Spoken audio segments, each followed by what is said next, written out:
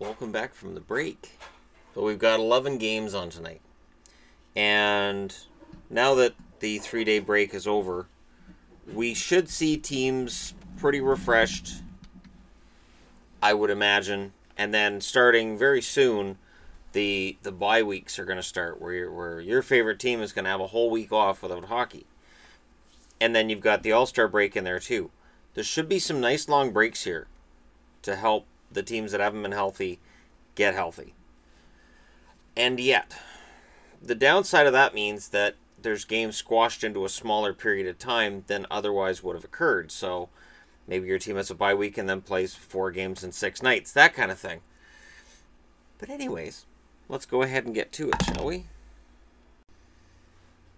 All right, let's start it this way. We've got Buffalo and the Islanders in a matchup between one team in Buffalo that desperately needed the break and a team in the Islanders that I think needed it almost as badly. Leonard is starting against Halak tonight. That's a or a matchup, I should say, that I believe favors Buffalo.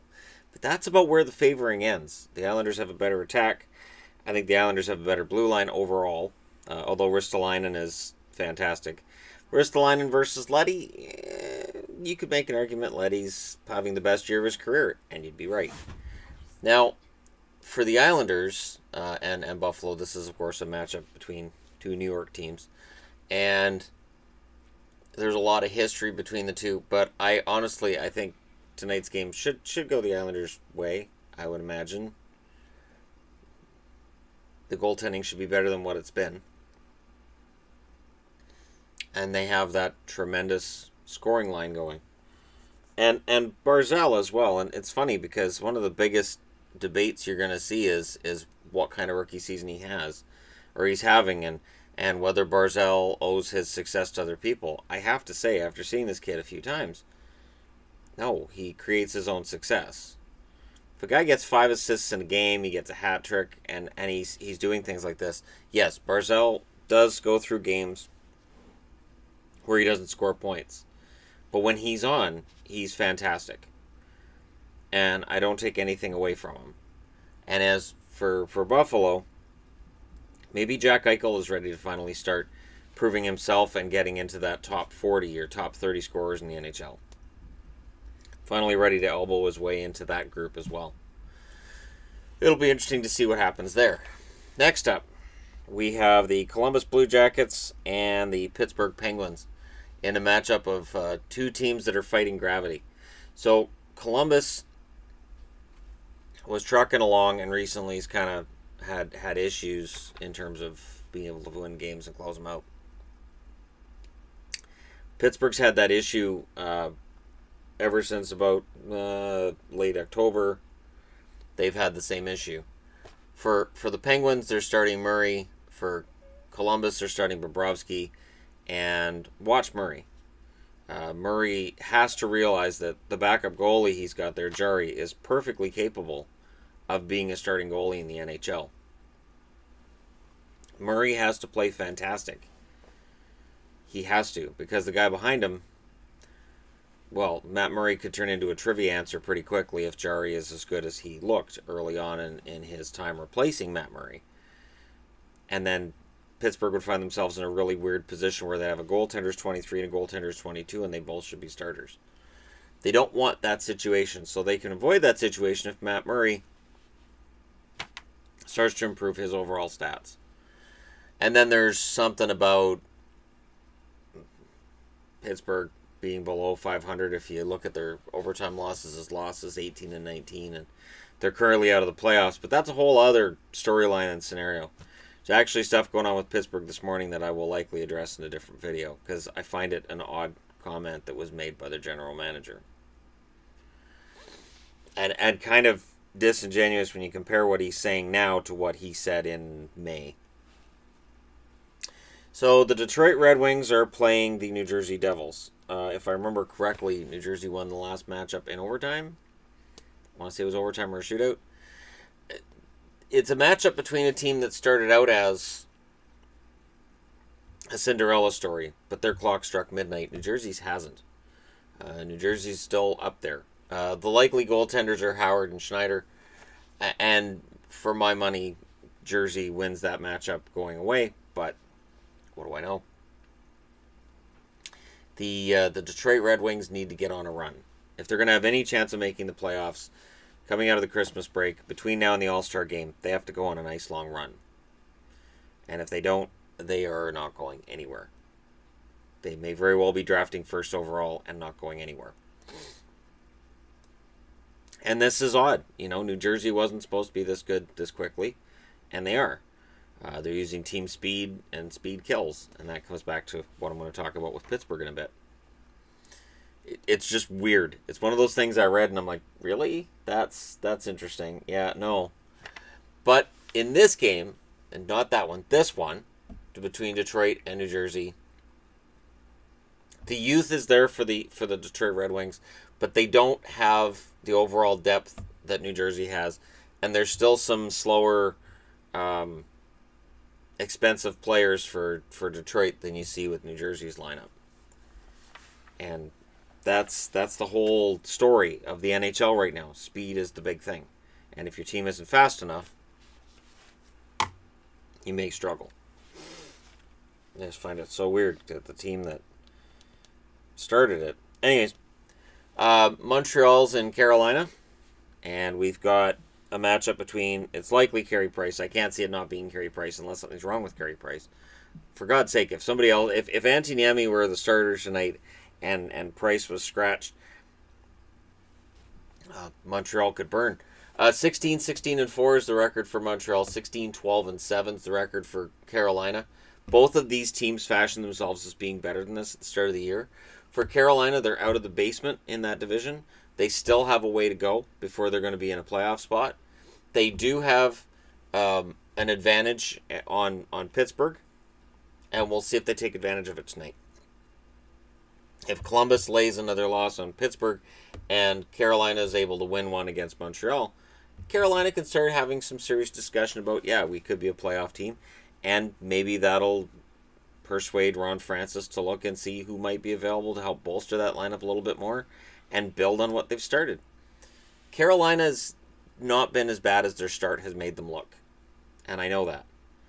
And I am hopeful that they'd make the playoffs, because it's been so long since they made the playoffs. It's always nice to see somebody make the playoffs who hasn't been there in quite a while. Those teams appreciate it, and sometimes they can go on a surprise run, especially if they're the Carolina Hurricanes, who are kind of known for surprise runs in the playoffs. And for Montreal, well, since Cam Ward's in net for Carolina, they should be able to pot a few goals in there. Ward has now taken over as a starter because Darling was underwhelming. But Cam Ward right now, while he's had solid numbers, I do wonder if, with him playing a starting role again, if he's going to start to regress as well. Montreal needs to capitalize on that immediately if he shows any signs tonight of that. Ottawa and Boston, so a rematch of last year's first round playoffs. And this is different because Boston has a healthy blue line this time around. And it's different because Carlson has been hobbling. But they've had a few days off. Anderson's in net. Rask's in net. The Senators 11-15-8. Boston 19-10-5. This is the kind of game that over the last 3 years Boston will lose, where they're on a nice run. They can pad up totals against a team that's at or near the bottom of their division or of the league in general, and they'll lose it. I'll be very interested to see what happens here, because Ottawa's coming in. Ottawa should be hungry. And when is Matt Duchene going to have that breakout game? I keep waiting for it. That big breakout game where he just looks fantastic and everybody forgets the struggles he's had since he got to Ottawa. I'm waiting for that. And for Boston, it comes back to the kids Boston has, and them being able to keep playing like veterans. How long can they keep it up? Can they make the playoffs? I say they can, because they're in the Atlantic. It definitely helps being in the Atlantic Division in terms of they get more games against teams that are either having poor seasons or just aren't very good teams, rather than in the Metro where every team you play is tough. we'll see. But again, this is a game that Boston should win, that they often end up losing. That often ends up being the difference between being in the playoffs or being out of the playoffs, or the difference between having home ice in the playoffs and not. So that'll be an interesting one. And of course, they're not that far off from Toronto. If they could somehow snag second place, and not consider Tampa as catchable, but at least get second place in that division, they look a lot better going forward. But catching up with passing Toronto is a little more of an issue than it may look on paper, because with Austin Matthews back, the Leafs get that much more dangerous. And Dallas, the Dallas Stars are in playing the Minnesota Wild. So this is the North Stars Cup. The former North Stars against the team that replaced the North Stars. Bishop's the likely starter for the 2014-3 Dallas Stars. Stalock is the starter for the 18-15-3 Minnesota Wild. Stalock will likely play every game until the return of Devin Dubnyk. And I don't know what that'll do to Stalock, but he is capable of having very good games. Ask Leaf fans about that. And Dallas is capable of making average goaltenders look really pretty damn solid. Ask UC Saros about that. So I'm not, I'm optimistic in that Dallas has been playing really well for the most part, and yet a lot of that's been at home. On the road, it's kind of been and Minnesota needs this game. They desperately need this game to stay in the running. The Central, like the Metro, if you go on a 4 or 5 game losing streak, maybe your season. And the Pacific or the Atlantic, you can do that and still come back and win some. Now, of course, people will mention Philadelphia, but are Philadelphia currently in a playoff spot? No. And that 10-game losing streak could very well be the reason why. If they'd won 3, that's 6 points. You just never know. But Minnesota needs to dig their way out. Minnesota, I think, needs this win more than Dallas. As much as I like how Dallas has been playing lately, I think Minnesota probably wins this game. Edmonton and Winnipeg. This is going to be an interesting one in that Winnipeg's 20-11-6. Edmonton's back at 500, 17-17-2. This is a very, very dangerous Oilers team who are bound and determined to get into the playoffs right now. A nice little winning streak, and they can make it. I think it's 5 if they win tonight in Winnipeg. And Talbot's the likely starter. I can't see it not being Talbot. I can't see Brossoit being the starter in Winnipeg against Hellebuck. This is a big game for Winnipeg. Winnipeg has looked great some nights, and they've looked really average to poor others. If they want to show that they're still among the league's elite, this is when you do it. You take a hot Oilers team and you douse them with a nice cold bucket of water, and you send them away with a loss. Winnipeg needs to do this. If Winnipeg loses in regulation at home against Edmonton, one of these two teams starts to pull further ahead. And it gets harder and harder to catch up. It really does. Because there's so many 3-point games, depending on the night. I would be very surprised if Edmonton doesn't win this game. They've been playing some really, really good hockey. Right now, the Oilers have been looking like the team that they were last year. The team that threatened to go to a conference championship. The team that looked like they were going to win a Stanley Cup at some point in the next couple of years. The Oilers, despite the fact they're just at 500 and they're behind almost everybody else on this board in the Western Conference, they're playing some of the best hockey in the NHL. And Winnipeg, again, it's been great results, poor results, great, poor. They've got to get that more consistent push in their game. And this is a perfect night to do it. Alrighty. Next up on the board, the Nashville Predators are in St. Louis, as I mentioned. Here's the team trying to catch these two. Now, Nashville's got 47 points. Winnipeg's got 46. St. Louis has 48.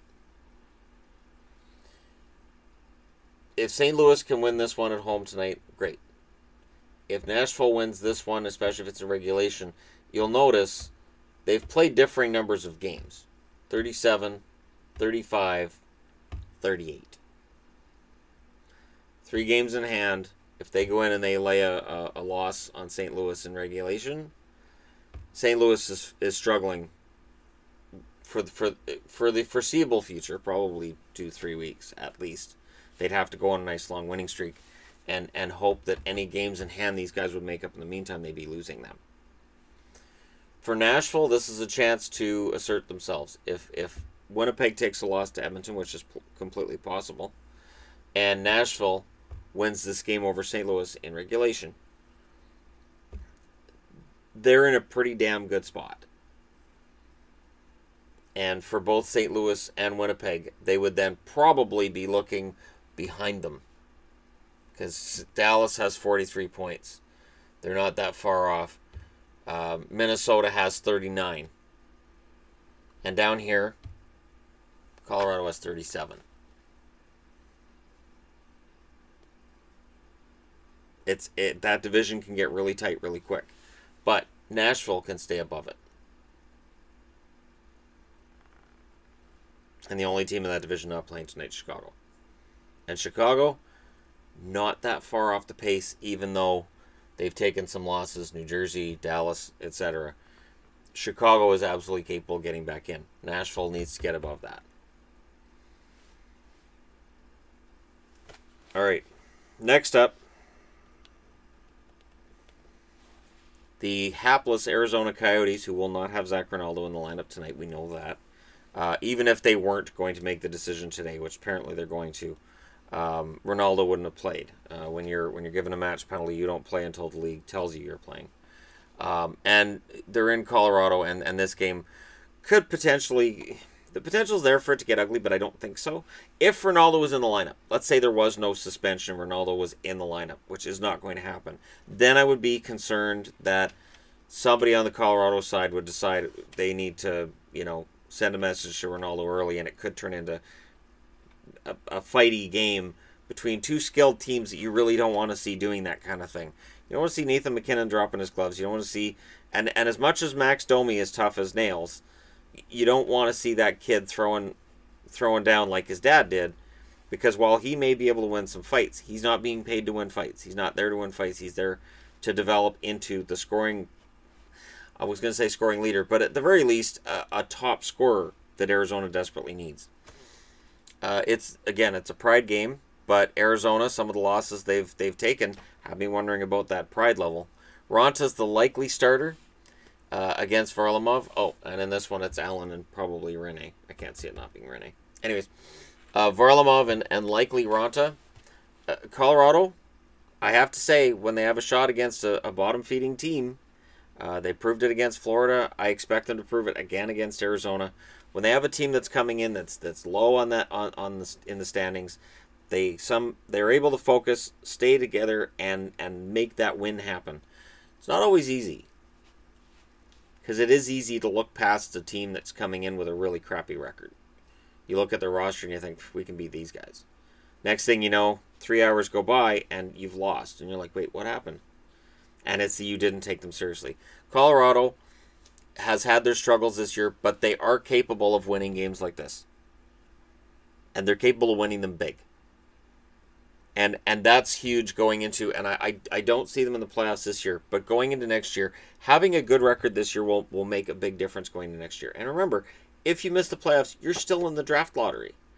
It's unlikely that a team that finishes 10th or 11th in their conference is going to get that number 1 draft pick via lottery, but it's happened.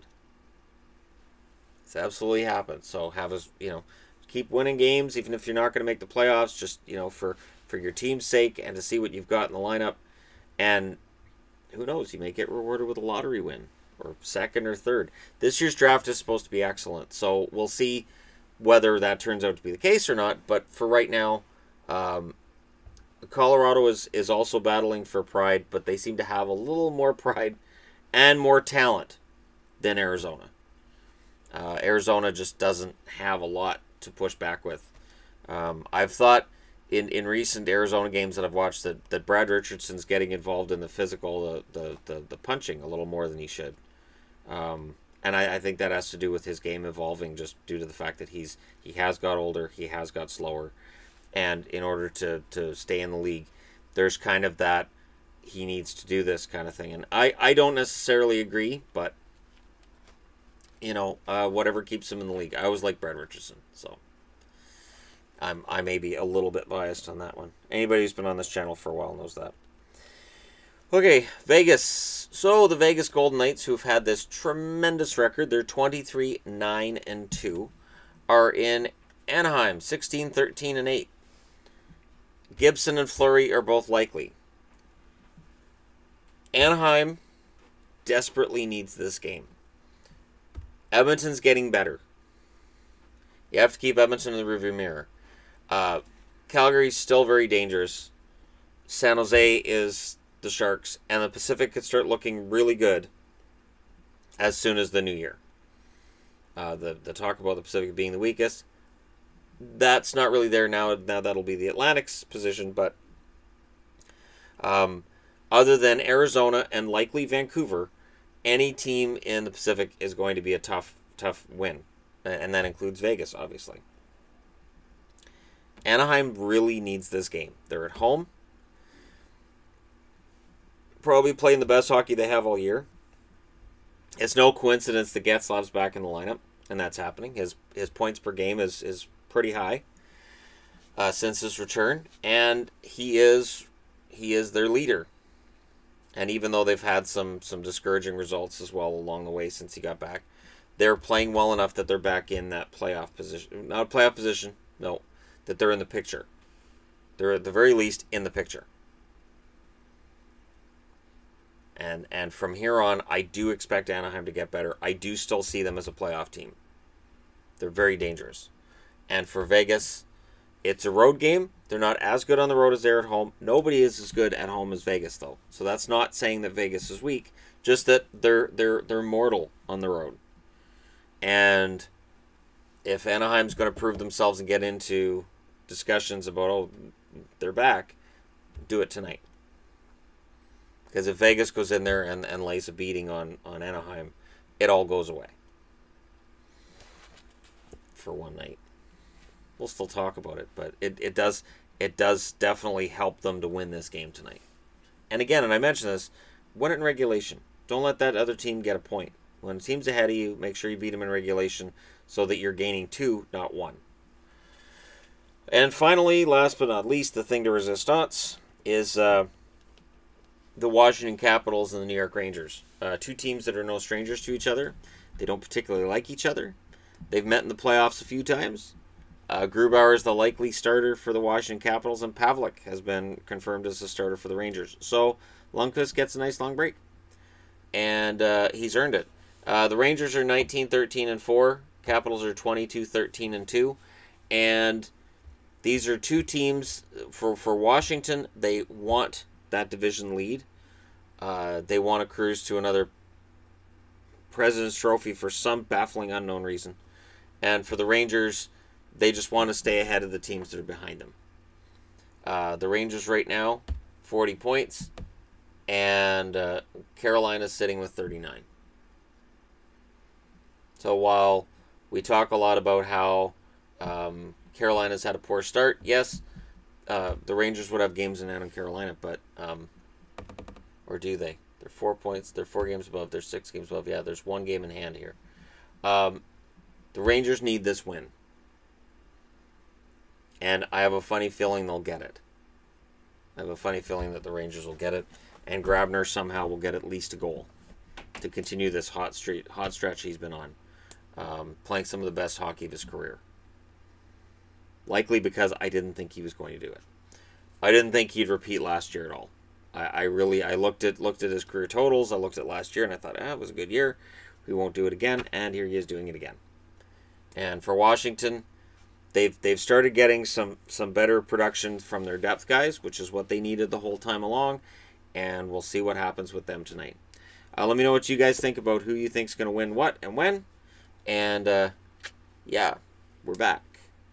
And for anybody who might be curious about why I only did 2 videos yesterday instead of my normal more than that, Yvonne and I were up yesterday watching Letterkenny. We watched all of season 4. There's a review for that on my other channel, and I will go ahead and link it in the description to this video. So thank you guys for watching. Don't forget to hit like and subscribe if you're browsing your way through and you just happened upon this video. And hey, it's almost 2018. Get ready for the new year. Thanks for watching. I'll talk to you again soon.